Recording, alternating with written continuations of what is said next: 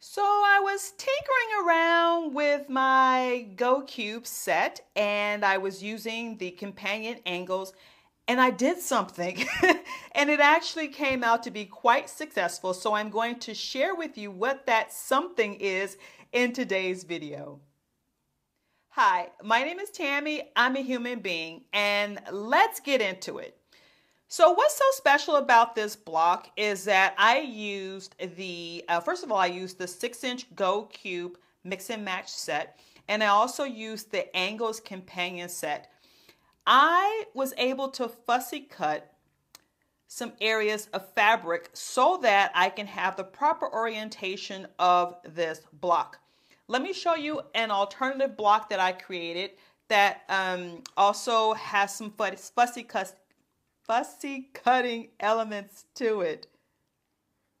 When fussy cutting your quilting fabric, it absolutely wastes more fabric than you would ordinarily waste if you were just cutting a traditional block. So I want to go over the difference between like what I consider a large scale print and a small scale print or motif.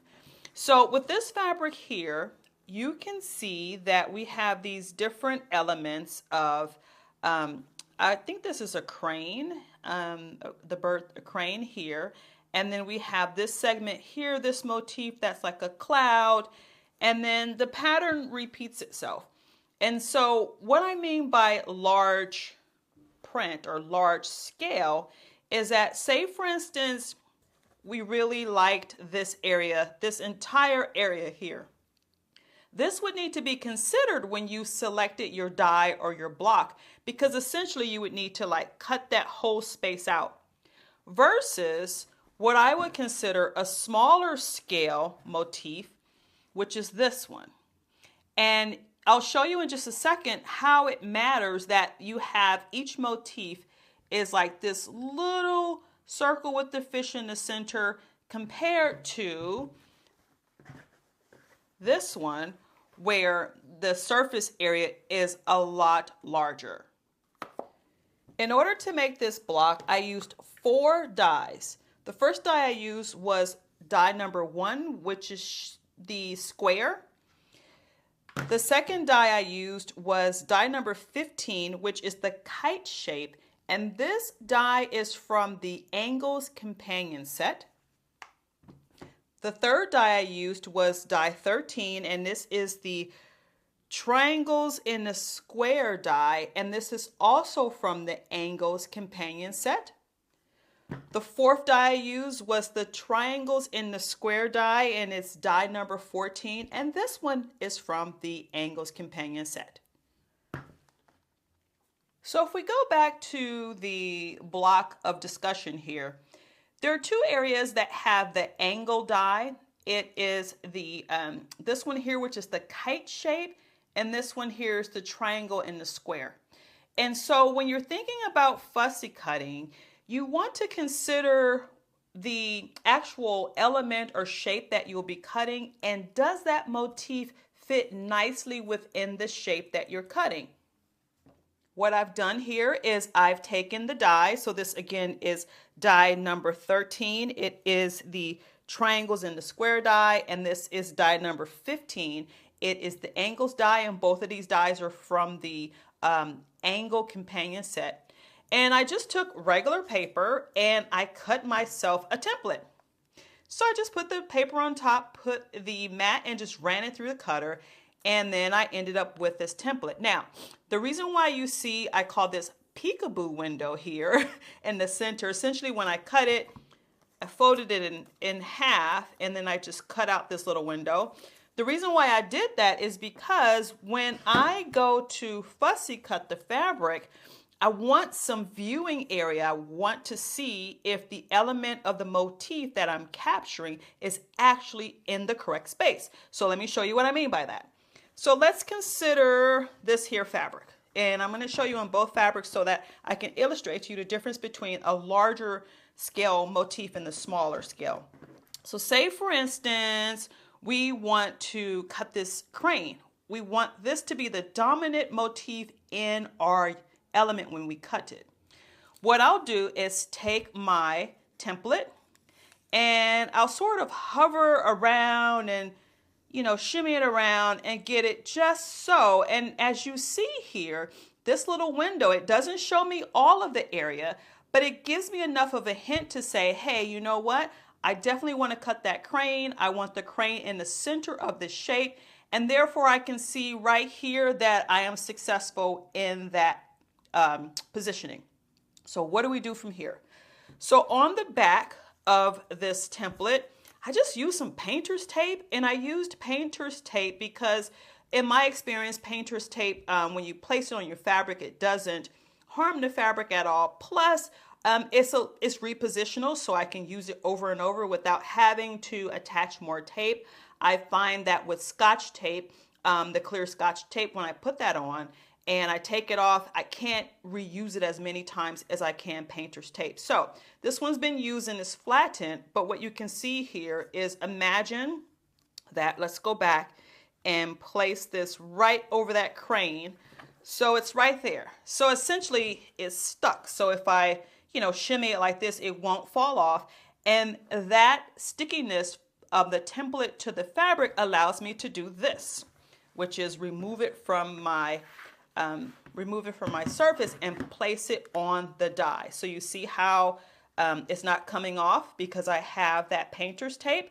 So I can safely or confidently shimmy this around on the die. So what I'm doing here is I'll bring you closer. So if I flip this right here, you can see that it's not perfect, but it's good enough. So you can see the angle, the dog ear that's been cut off from the die. You see the fabric covers it, and you see, you know, that part is matching. If I go on the other side, same concept. If I lift it here and here, you can kind of see where it matches up. And then I just stabilize it here with my hand, and I just do that third check and bend it forward, and you can kind of see how that top there, if I pull it back like that, it is in place. So what I'll do from here is take my template off like that, and you can see that painter's tape is there. Hold it very securely, because at this point, if something shimmies, then my placement is off. I place my mat, and then I'll run it through the cutter. So let me show you what that looks like. So I'm using my AccuQuilt GoQube, and here is the fabric placed on top of the die, exactly where I want it to go. I will now very gingerly remove this template. Again, if you shimmy it from here, you have to go back through that whole process of placing it in the right position. I put my mat on, and remember that these dies only cut where there's fabric in the mat. So you see how I have this extra fabric right here. I'm just going to roll this over and run it through the cutter, and it won't cut because this is difficult when you're trying to film. It won't cut because it's not touching a blade. So I'm just running everything through. It's coming out on the other side, and let me show you the result. Just let me move the cutter. This is a brand new mat, so I'm going to rub it to remove some of the static. And watch this. Check it out. Here's our crane, and it is positioned exactly where I want it to be. Isn't that cool? And you would just repeat the same process for your other shapes. Now let me show you this example or this procedure when it comes to a smaller scale motif. Okay?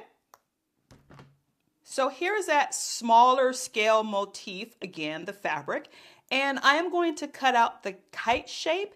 Now let's say that I want because the way that this motif is going is that we have the fish that are in a circle, they're going this way, or you could read it as going this way. But since I'm left-handed, I'm reading it as going this way. So say, for instance, I want my fussy cutting to be with this kite shape, and I want to make sure that, or try to line up the row of fish with the points of this kite. So what I would do is exactly what I'm doing. Let's see. So we would shimmy it around, And I remember I have that little peekaboo area here. So I see the end of this circle and I can imagine that it's going here, right? So in theory, when I place it on the die and I cut out this kite shape, those fish will be lined up in the direction of the kite shape this way. So let's do it. So again, here is that kite shape die. And again, I have secured the template onto the fabric with that painter's tape that's on the back. So then the next step would be to sort of line this up. So I'm just placing it, let's see, I think that, let me peek on this side, shimmy it this way. I think that I am successful, so let's see. Yeah, so what I'll do next is I will triple check it like that. And once I feel now the fabric is wrinkled because I actually forgot to iron it prior to press and record, but you get the idea of the process here. So now that I have everything lined up, I am going to remove my template. And again, I'm stabilizing with my right hand so that I don't shimmy the fabric. And once I rip it off, you can see that painter's tape there. I will take my mat and cover it. Make sure again that I don't shimmy the fabric. Then let me grab my cutter. So I have my cutting sandwich placed on the GoMe cutter. I'm going to run it through. And again, it's only going to cut where there is the fabric is touching the actual blades and the mat. So I know it's on top, but it will not cut.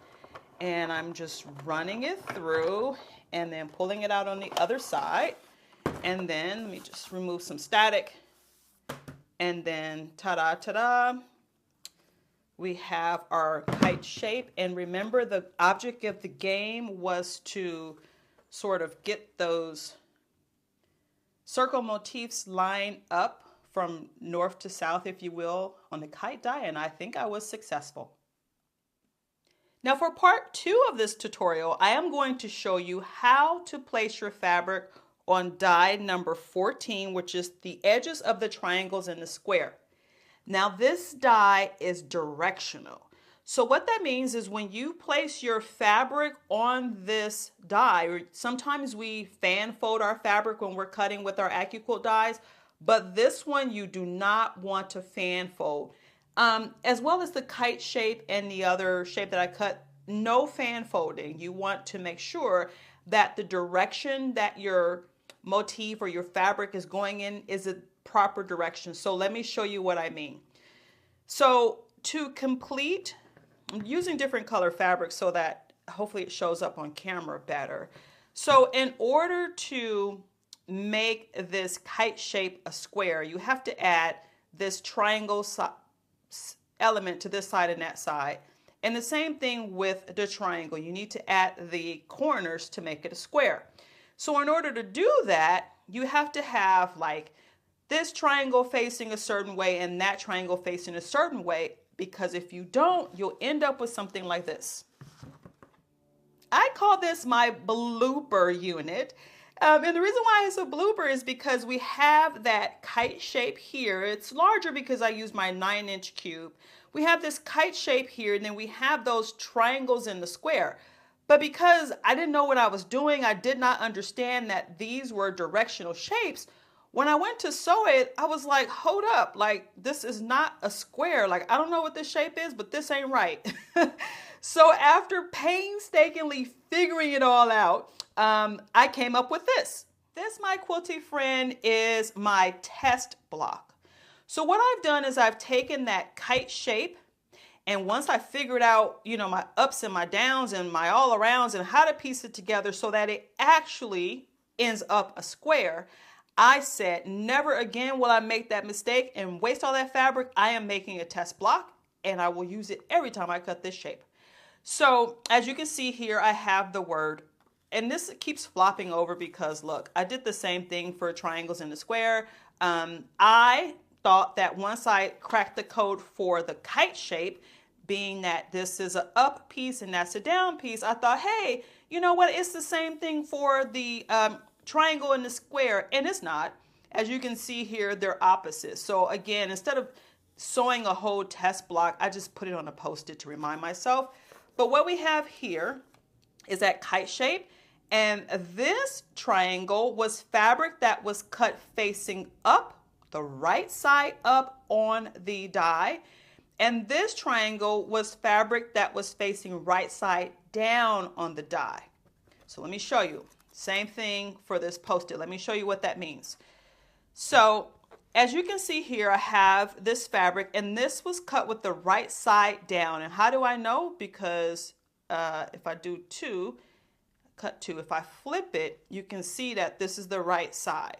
So these are the right side down and the right side facing up, the right side down and the right side facing up. And why that matters is because I'm going to show you. So remember our triangle and a square here, and then on my test Post-it, it says I need to put a down and an up. So what that means is this is a down. It was cut down. I need to take this and I need to piece it this way, right? And then on this other side, it says I need an up piece. So let's see, I'm going to this is down, these two are down. So let's move those out of the way, but this is an up piece. So I'll take this up piece and place it there. And now you can see the square come together, because once I piece with my 1/4 inch seams, this will be a square unit. Let's do this. So what I've done to further illustrate the up and down concept is I've pieced together one side of the kite and one side of the square and a triangle so that you can see what it all looks like. So this was that down piece that I sewed together, and on the back side you can see here that I pressed my seams open, I used starch, and then I used my clapper. The reason why that, in my opinion, is the way to do it is because when I go to sew this side, this is an up, when I go to sew this here, right, if I have too much bulk in my seam right here, it's not going to lay flat. So essentially what will happen is I need to sew this here to create that square. So I would shimmy this here, take this to my machine. Let me get it closer so you can see. Take this to my machine, sew my 1/4 inch seam down here, and then press it open, and what we'll have is an actual square shape. Same thing here for the triangles in the square. I pieced the up side, right, on this one, pieced it together, I pressed it open, I used starch, I used my clapper so that it's nice and flat, so that when I go to sew on this down side here, like this, right, and then I take it, and then I would line everything up. Let's see. Line everything up. It's difficult because I'm looking through the camera here. Hold on a second. There we go. So when I line everything up and sew my 1/4 inch seam here, right, it'll be sewn together, and then when I open it up, it'll be nice and flat, and I won't have any overlapping mock dog ears, I like to call them. And so that's that. So let's go over some tips for success when you are fussy cutting your fabric using the AccuQuilt dies, and or when you are using directional shapes that you've cut with your AccuQuilt dies. So the first tip for success, in my experience, is to plan in advance. And what I mean by that is consider your motif on the fabric that you're using. Consider whether you have a large scale or a small scale print or motif, and consider where that motif will fit in the scale of the block. In other words, what I'm really saying is, see how I have, and I specifically strategically wanted as much as the motif as possible for this center square. So you see I have the crane, I have a cloud, I have more clouds, whereas in the other areas it's not so much of a complete motif. So that's what I mean by planning. I was very strategic in wanting this center square to have the majority of the motif in the square. And then these other ones, I definitely wanted to have some element of the crane, but I wanted this to represent the main motif. So that's what I mean by plan in advance. The second thing you want to do is take your time. It is very easy to get all twisted up with, ups and downs and rounds and rounds. And, you can see here that when I make these units, I literally do exactly what you're seeing here. I put little post-its and I put down, and then I do a post-it here and I put up, and I go to my machine, and then I follow the third tip for success, which is sew one side at a time. So if you notice here, what I did was, even though on this kite shape it's a down triangle, I sewed basically the right side of this element, and then I sew the right side of this one, even though that is an up piece. Because if you kind of sew up and down, like if I were to sew this up with this up, it's very easy to get confused. Now, it is only fabric and only thread. Shout out to the Quilting Marine who says that. But you don't want to waste your time using your seam ripper to undo stitches when you could have just taken your time to place it and sew it in the correct orientation in the first run. I did use my seam ripper multiple times, but I've minimized the usage of my seam ripper by following this technique here. I hope that you learned something, that this was helpful, and that you're no longer as afraid to fussy cut and use directional shapes. Thank you for joining me. I hope to see you in the next video. Bye.